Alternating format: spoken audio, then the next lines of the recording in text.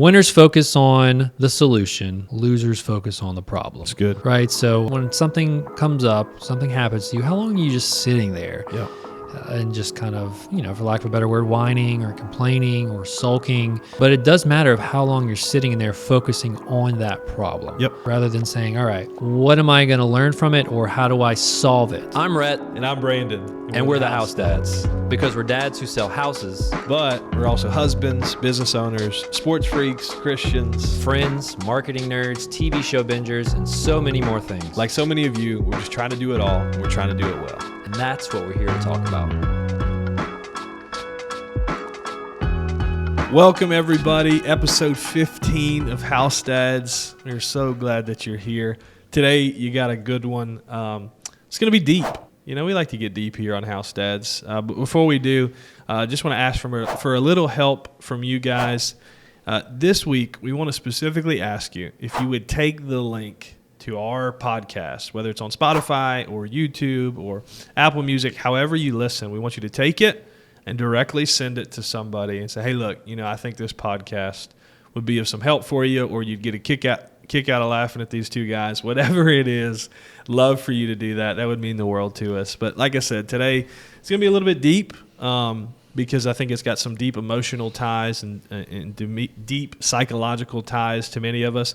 But then some of us just kind of fabricate this victim mentality. Spoiler alert, that's what we're going to be talking about today. So Yeah, victim mentality. Being in real estate, we come across so many different people, so many different personality types. And you learn what makes things go smoothly. You learn some factors that kind of make some hurdles along the way with transactions, and victim mentality is just a constant thing that comes up with clients, comes up with, sad to say, other agents we deal with, just everybody.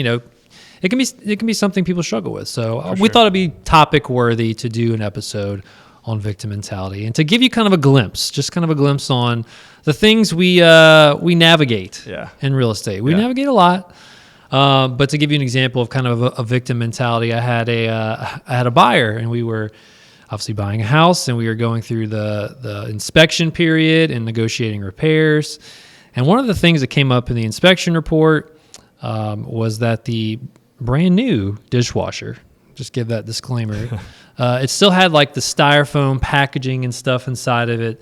And for whatever reason, I think the inspector was like, hey, I don't want to mess it up, liability or something. He didn't test it. He didn't take the styrofoam out.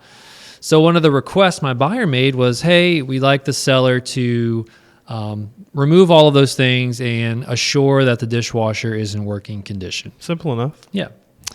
Again, I remind you, this is a brand new dishwasher. Right. Stickers are still on the front. Can't get any newer, can't get any more shiny than this. But the seller, for some reason, said no. Yeah. Maybe for the same reasons. I don't know why, their thought process, but they didn't agree. I guess they thought, look, we'd rather focus on other things you asked for rather than this layup of an item that's pretty easy to do. The buyer was not happy about that. Their initial thoughts were, well, why not? Are they trying to hide something? Are they trying to get something over on us? And I said, of course, being as patient as I can, hey, it's a brand new dishwasher. I can even go over there and do it if you want me to. Yeah. But they got really, really frustrated, with this. And then the seller didn't understand. The deal almost fell apart because of a brand new dishwasher. Gotta love it. And, thinking back and taking all your lessons you learned from deals, I thought, and I kind of resolved that the buyer just really had this victim mentality. Right. Yeah, no, I've had some experiences like that. The one that I think of that probably happened the most recently is, a year ago when we're in tons of multiple offer situations and stuff. I had a client that I had just started showing, found a house that they liked, made an offer, and multiple offers, of course, and we weren't chosen. It happens. It happens. Even to the best of us. It's rare, but it happens to us. Yeah. So didn't win out on that one, and I remember delivering the news, and immediately this guy, he was probably in his own mind a local celebrity, but he was kind of known, and so obviously his name was on the purchase agreement. So he said that I know why they didn't choose my offer. It's because they know who I am. And I'm like, man, they could have just gotten a higher or better offer. It may have nothing at all to do with who you are, right?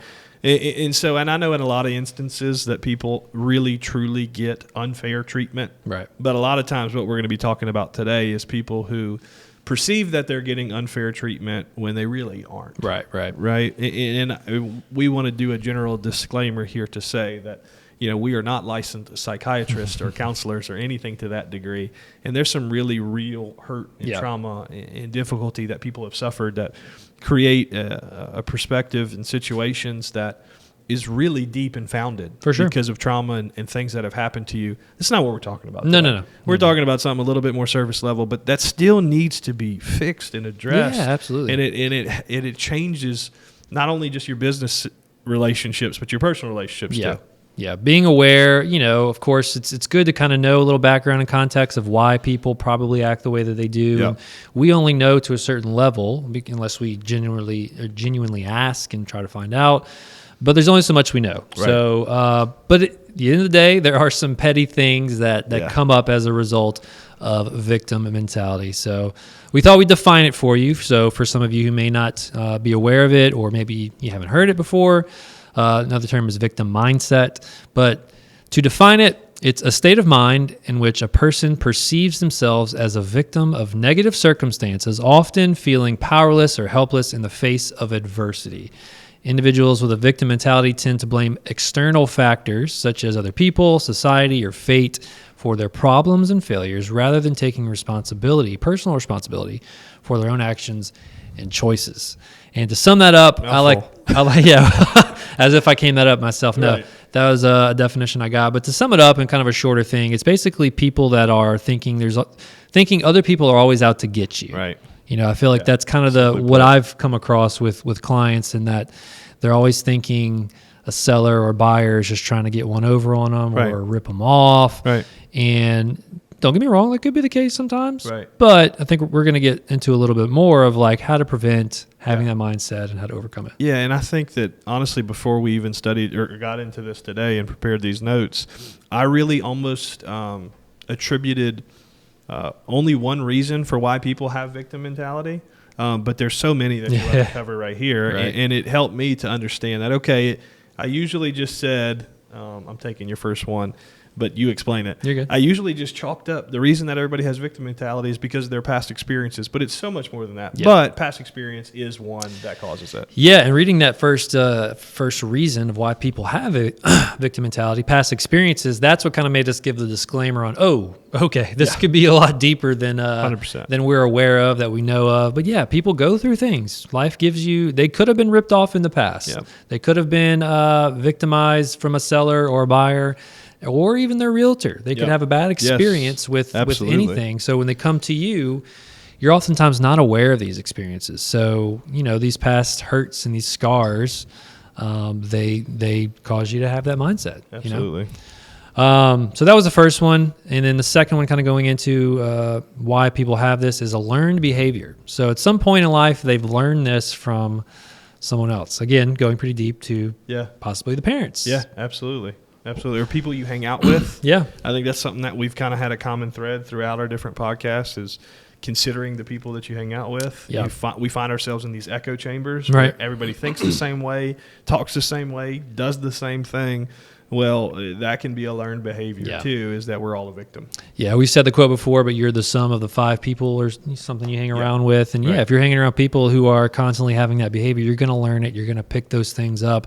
But that's a reason why some people have it. Right. Another reason is lack of control. A lot of people they need to feel like they're in control. You may have had clients like that where, they kind of try to take the reins from you, even though you're the one that should be kind of mediating and communicating, but they don't like not having control. Right.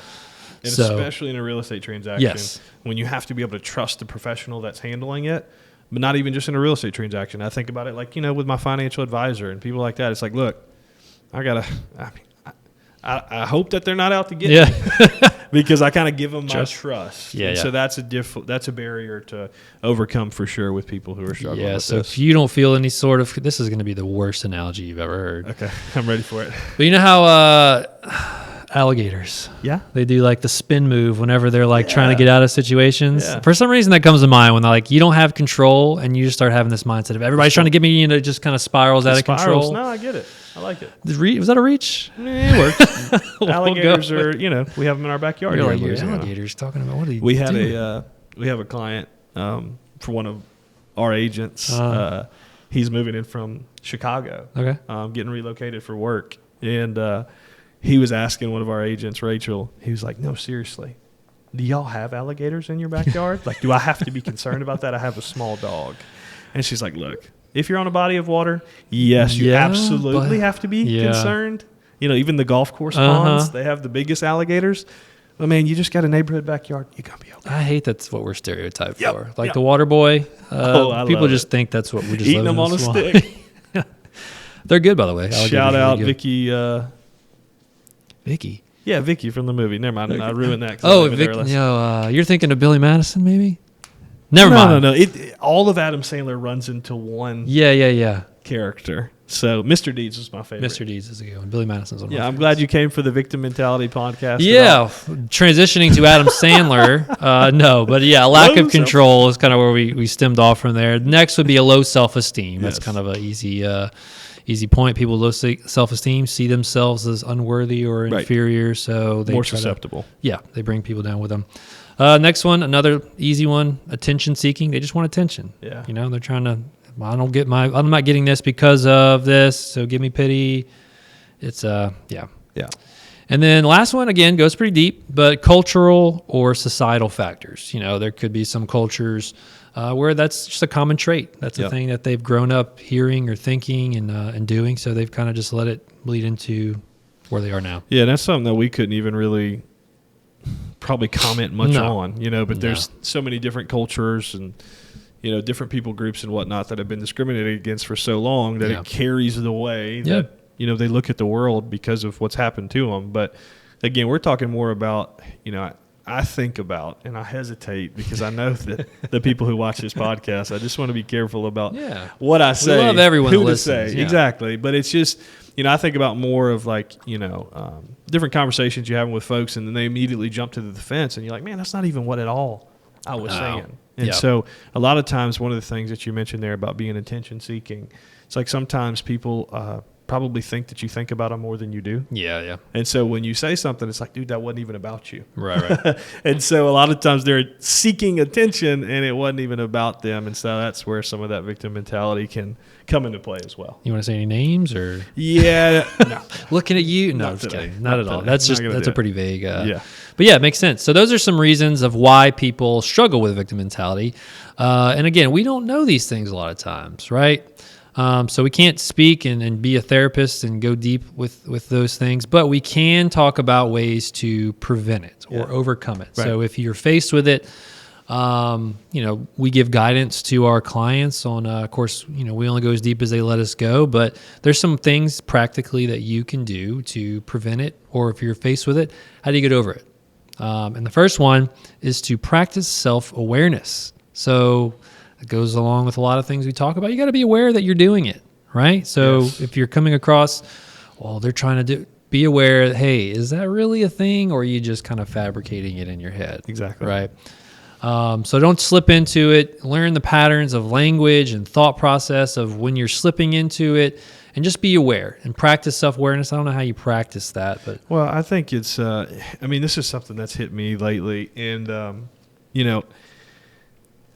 a lot of times we wouldn't label ourselves as the victims, but we're acting like the victim. Yeah. And so, one thing in our safe space here, that is the House Dads podcast, I want to be transparent with you all that, one of the things we talk about here is how you do everything that you do, and you do it well. It's a lot to juggle. I juggle a lot. Mm-hmm. And, I find myself in different times, I'm like, man, nobody knows all the things that I juggle. Yeah. I got a lot going on. Right. And so I should be shown a little bit more grace, or I should be shown a little bit more favor. And man, I wish I just had some easier things happening because everything is tough. It's like, that's a victim mentality. yeah. And so I think that you may have already said every time you've heard victim mentality, you passed it off on something that was a lot more serious and deep.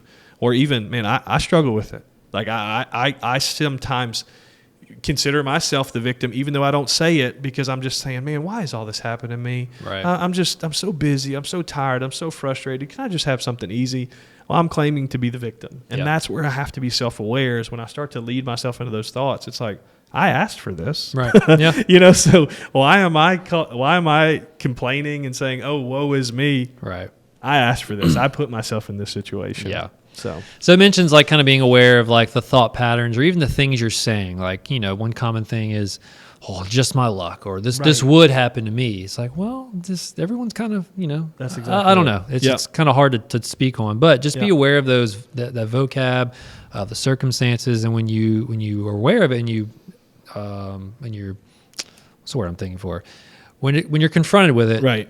Go another way. Challenge yourself to think differently. Yes. Think differently or talk differently. Right. But yeah, just being aware. Try to practice that.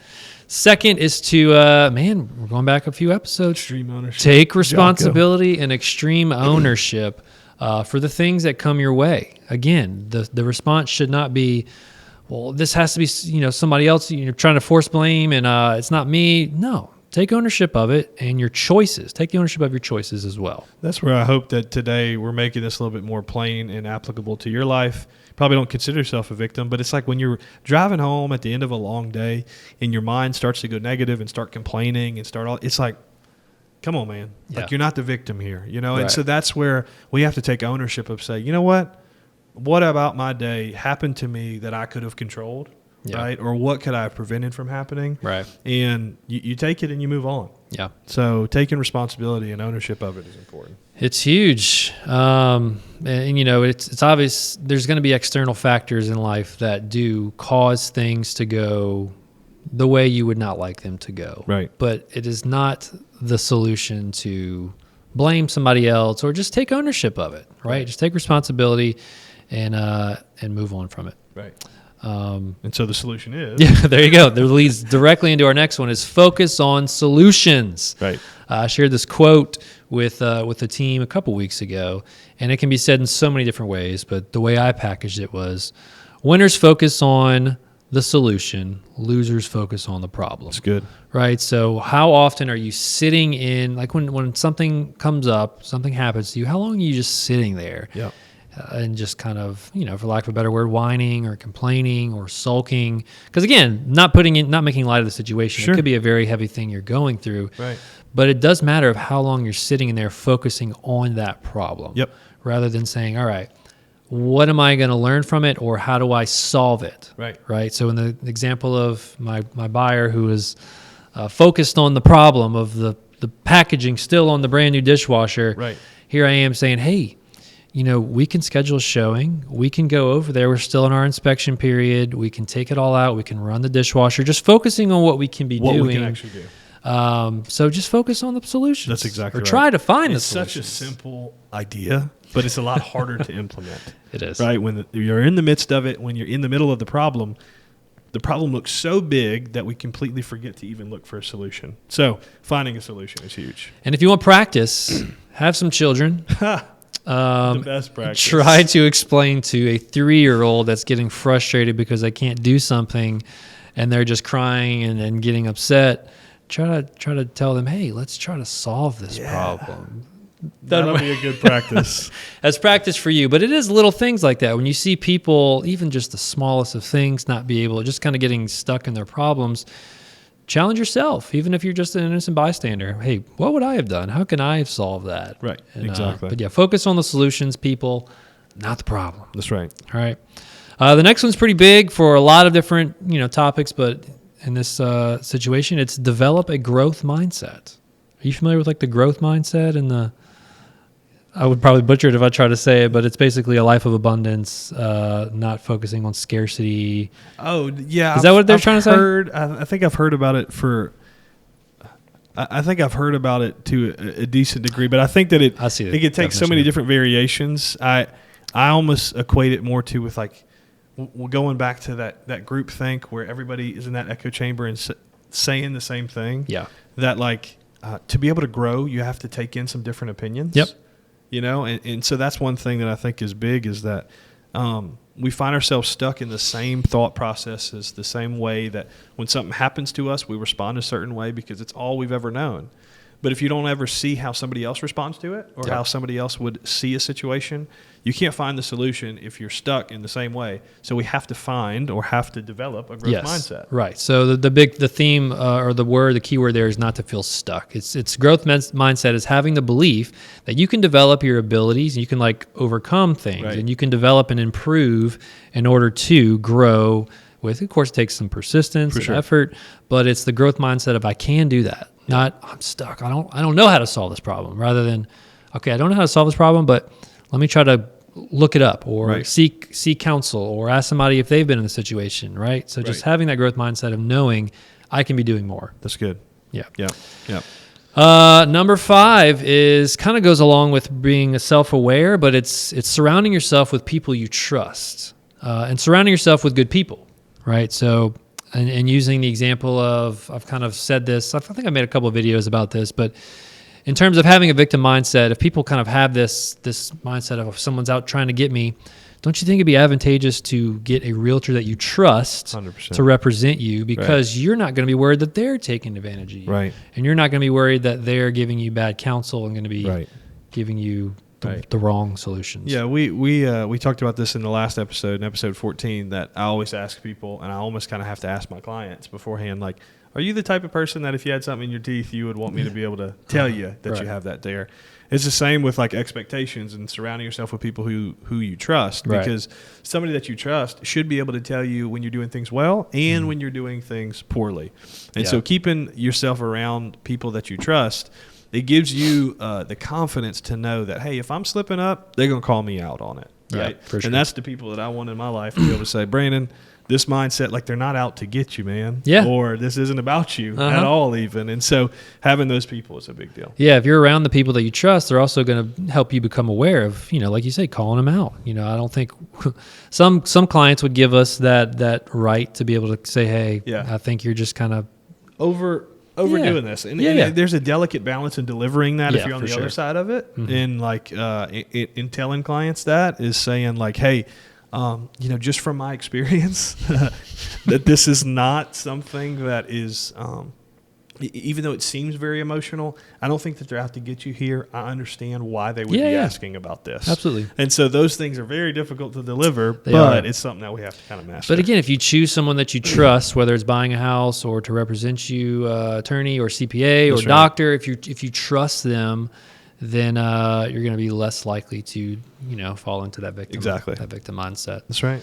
And the last one, I consider taking off just because it goes into the depths of like the disclaimer we gave. But Brandon said, "Hey, let's keep it." But it's to seek help if you need help, right? Yeah, so if you're struggling with it, it kind of again goes with number 5. But you surround people that you trust, and if you need help from someone who is trained to help in that category, we're realtors. We're not necessarily therapists. That's right. Even though we try and double as one every once in a some while. people ask us to be, but it's basically to not think that you are less than if you seek. 100%. I think that I'm thankful that in like these personal development spaces and in the day and age today that counseling and therapy has gotten a better rap that before. I mean, I remember even growing up that, man, if you went to counseling or if you had a counselor, that was weird, that you had some serious issues. But no, there's wisdom in a multitude of wise counsel. And these professional therapists and counselors and things like that, to be able to talk through some things with a professional who knows how to deal with that stuff, it's something that the House Dads podcast can't solve. Sorry, but we would love to be able to help you in the ways that we can, but don't feel ashamed Not at all. to go and seek some counsel and some therapy if you really need some help. Absolutely. That's all we have. These are some actionable steps to kind of to prevent yourself from falling into it. I need to read them over and over again because during fantasy football season, it's really not my fault. It's other people. It's the fantasy realm of why my team sucks every single year. You had a great plan going into the draft. Yeah. It's because everybody else. It's just my luck, That's a great point. I'm so glad that you said that even in closing, because I think when you hear victim mentality, we get so serious and so deep about it. But that even in the simplest and smallest things like fantasy football, or man, when LSU loses and you're like just so mad. Yeah, it's not our fault. It's the ref's fault. Yeah. Bro, Got 'em blaming on the it sports thing. refs, you know, all those different things. It's so easy for us to become the victims. Yeah. When these steps, if we implement them in our lives, this is how we prevent it, and this is how we overcome it.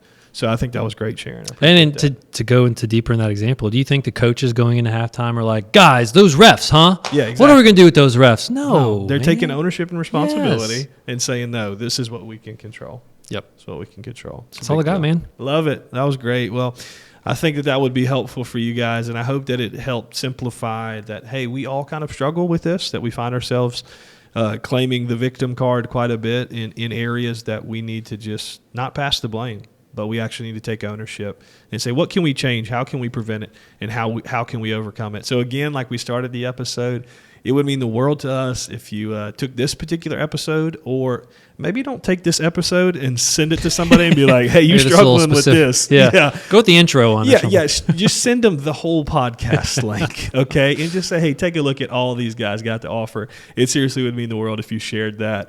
Thank you so much for tuning in to episode 15. We'll catch you next time.